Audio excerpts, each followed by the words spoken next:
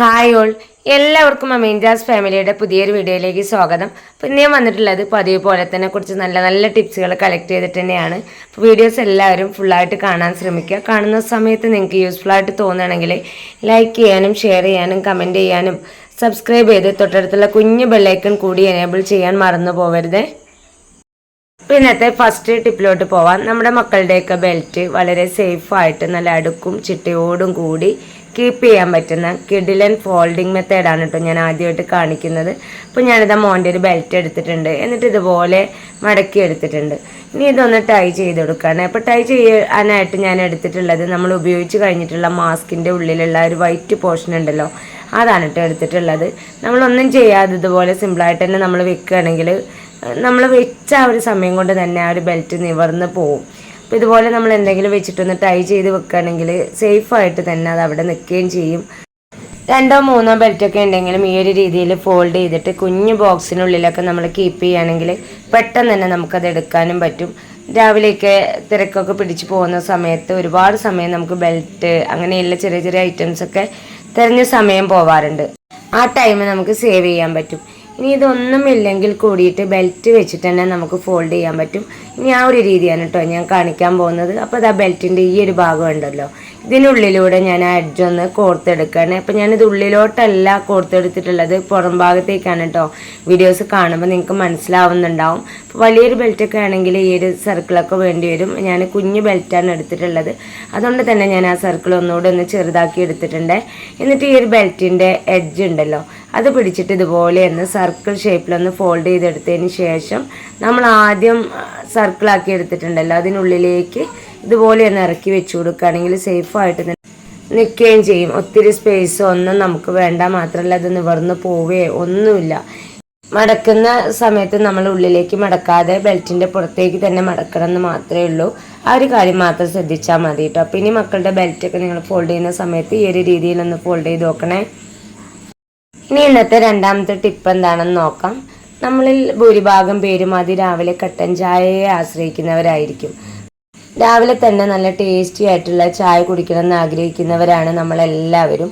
പലപ്പോഴൊക്കെ നമ്മൾ പുതുതായിട്ട് ചായപ്പൊടിയൊക്കെ വാങ്ങുന്ന സമയത്ത് അതിൻ്റെ ടേസ്റ്റൊക്കെ മാറിപ്പോവാറുണ്ട്. ഫ്ലേവർ ആയാലും അവർ ചിലപ്പോൾ ചായപ്പൊടിക്കൊക്കെ നല്ല കുത്തലുണ്ടാവാറുണ്ട്. ആ ഒരു കാരണത്താൽ ചിലപ്പോൾ നമ്മൾ ആ ഒരു ചായപ്പൊടി തന്നെ മാറ്റി വെക്കാറാണ് പതിവ്. ഈ 2 കാരണത്താൽ നിങ്ങളുടെ വീട്ടിൽ നിങ്ങൾ മാറ്റി വെച്ചിട്ടുള്ള ചായപ്പൊടിയൊക്കെ ഉണ്ടെങ്കിൽ ചെയ്യാൻ പറ്റുന്ന സിമ്പിളായിട്ടുള്ള ടിപ്പാണ്. ഇപ്പം ഞാൻ ആ രീതിയിൽ മാറ്റി വെച്ചിട്ടുണ്ടായിരുന്നൊരു ചായപ്പൊടിയാണ്. ഇതിൻ്റെ ഒരു ഫ്ലേവർ വേറൊരു ടേസ്റ്റാണ് കേട്ടോ. അപ്പം ഞാനിതിലേക്ക് ചെയ്യാൻ പോകുന്നത് കുറച്ച് ഏലക്ക എടുത്തിട്ടുണ്ട്. 5 ഏലക്കയാണ് ഞാൻ എടുത്തിട്ടുള്ളത്. ഞാൻ ഏലക്ക മുഴുവനും ഈ ഒരു രീതിയിലൊന്ന് കുത്തിയെടുത്തിട്ടുണ്ട്. ഇനി ഇത് നമുക്ക് ഈ ഒരു ബോട്ടിലേക്ക് ഇട്ട് കൊടുക്കാം. ഏലക്ക നമ്മൾ എന്തിലേക്ക് ചേർത്ത് കൊടുത്തു കഴിഞ്ഞാൽ ഒരു സൂപ്പർ ടേസ്റ്റി ആയിട്ട് കിട്ടാറാണുള്ളത്. ഞാൻ ഏലക്കയുടെ ആ കുരുവും തോടും എല്ലാം കൂടി ആ ഒരു ചായപ്പൊടിയുടെ ടിന്നിലേക്ക് ഇട്ട് കൊടുത്തിട്ടുണ്ട്. ഇത് നന്നായിട്ടൊന്ന് ഷേക്ക് ചെയ്ത് കൊടുക്കാം കേട്ടോ. അപ്പോൾ ഇതുപോലെ നമ്മൾ ചെയ്യുന്ന സമയത്ത് ചായപ്പൊടിയുടെ കുത്തലോ അതല്ലെങ്കിൽ ആ ഒരു ഫ്ലേവറൊക്കെ മാറി നല്ല ടേസ്റ്റി ആയിട്ട് നമുക്ക് കിട്ടും. ഇനി ഇന്നത്തെ അവസാനത്തെ ടിപ്പിലോട്ട് പോവാം. അതിനായിട്ട് ഞാനിതൊരു കുക്കർ എടുത്തിട്ടുണ്ട്. ഒരുപാട് നാളായിട്ട് നമ്മൾ യൂസ് ചെയ്യുന്ന ഒന്ന് തന്നെയാണ് കുക്കർ.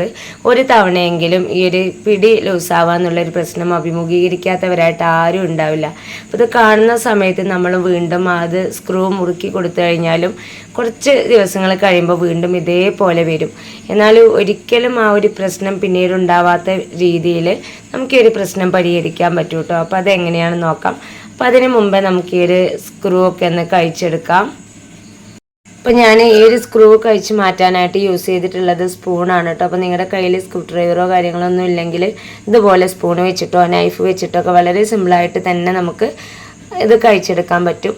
അപ്പോൾ ഞാനിത് കഴിച്ചെടുത്തിട്ടുണ്ട്. ഇനി നമുക്ക് ആവശ്യമുള്ളത് ഇതുപോലെ നമ്മൾ ഒഴിവാക്കി കളയുന്ന ഒരു കവറാണ് കേട്ടോ. നമ്മൾ വെറുതെ വലിച്ചെറിയുന്ന ഇതുപോലെയുള്ള കവറിൻ്റെ ഒരു കുഞ്ഞ് പീസ് മതി എന്നേക്കുമായിട്ട് ആ ഒരു പ്രശ്നം നമുക്ക് സോൾവ് ചെയ്യാനായിട്ട്. അപ്പോൾ ഞാനിതാ കവർ ഇതുപോലെ വിരിച്ചു കൊടുത്തിട്ടുണ്ട്. ഇനി ഇതിൻ്റെ സെൻറ്റർ ഭാഗം നമുക്ക് ഇതുപോലെ ഒന്ന് പിടിച്ചു കൊടുക്കാം കേട്ടോ. ഇനി ഈ ഒരു ഭാഗം ഉണ്ടല്ലോ ഒന്ന് കട്ട് ചെയ്ത് മാറ്റാം. ഞാൻ ആ ഒരു പോർഷൻ കട്ട് ചെയ്തപ്പോൾ എനിക്ക് കിട്ടിയിട്ടുള്ളത് ഇതുപോലെ ഒരു കറക്റ്റ് റൗണ്ട് ഷേപ്പ് തന്നെയാണ്. ഇത്രയും വലിപ്പം നമുക്ക് വേണ്ട. അപ്പോൾ ഞാനിത് സ്ക്രൂ ഒക്കെ ഇട്ട് കൊടുത്തതിന് ശേഷം ഒന്ന് കട്ട് ചെയ്യാമെന്ന് വിചാരിച്ചിട്ട് ഫസ്റ്റിന് കട്ട് ചെയ്തെടുത്തിട്ടില്ല. ഇനി ഇതിൻ്റെ സെൻറ്റർ ഭാഗത്തായിട്ട് നമ്മൾ കുക്കറിൽ നിന്ന് കഴിച്ച് മാറ്റിയിട്ടുള്ള ആ ഒരു സ്ക്രൂ ഉണ്ടല്ലോ, അത് ഇതുപോലെ ഒന്ന് ഇട്ട് കൊടുക്കാം. എന്നിട്ട് ഇതുപോലെ ഒന്ന് പിടിച്ചു കൊടുക്കുക. ഇതുപോലെ പിടിക്കുന്ന സമയത്ത് നമുക്കൊരു ഹാഫ് സർക്കിളായിട്ടാണ് കേട്ടോ കിട്ടുക. എന്നിട്ട് ഇതിൻ്റെ ഒരു സൈഡ് തിരിച്ച് നേരെ ഓപ്പോസിറ്റിലായിട്ട് വീഡിയോയിൽ കാണുന്ന പോലെ ഒന്ന് മടക്കി കൊടുക്കാം. അപ്പം ഞാൻ ഈ ഒരു രീതിയിലൊന്ന് മടക്കി എടുത്തിട്ടുണ്ട്. ഇനി നമുക്ക് ആ ഒരു സ്ക്രൂ ടൈറ്റായിട്ട് തന്നെ ഒന്ന് റോൾ ചെയ്തെടുക്കാം. അപ്പം ഞാനിതാ 2 പ്രാവശ്യമാണ് റോൾ ചെയ്തെടുത്തിട്ടുള്ളത്. അപ്പോൾ എത്രത്തോളം നിങ്ങളുടെ കുക്കർ ലൂസ് ഉണ്ടോ അത്രത്തോളം നിങ്ങൾ റോൾ ചെയ്തെടുക്കേണ്ടി വരും. ഞാനിത് 2 റൗണ്ട് മാത്രമേ റോൾ ചെയ്തെടുത്തിട്ടുള്ളൂ. അതിന് ശേഷം ബാലൻസ് വന്നിട്ടുള്ളത് കട്ട് ചെയ്തെടുത്തിട്ടുണ്ട് കേട്ടോ. ഇനി സാധാ പിടി നമ്മൾ സെറ്റ് ചെയ്തെടുക്കുന്ന പോലെ തന്നെ സെറ്റ് ചെയ്തെടുക്കാം. അപ്പോൾ ഞാനിത് വീണ്ടും സെറ്റ് ചെയ്തെടുത്തിട്ടുള്ളത് സ്പൂൺ വെച്ചിട്ട് തന്നെയാണ്. നന്നായിട്ടൊന്ന് ടൈറ്റ് ചെയ്ത് കൊടുക്കാം. ഞാനിപ്പോൾ പിടി സെറ്റ് ചെയ്തെടുത്തിട്ടുണ്ട്. എനിക്ക് ആ ഒരു പിടിയുടെ ഇളക്കമൊക്കെ നല്ല രീതിയിൽ തന്നെ മാറി കിട്ടിയിട്ടുണ്ട് കേട്ടോ.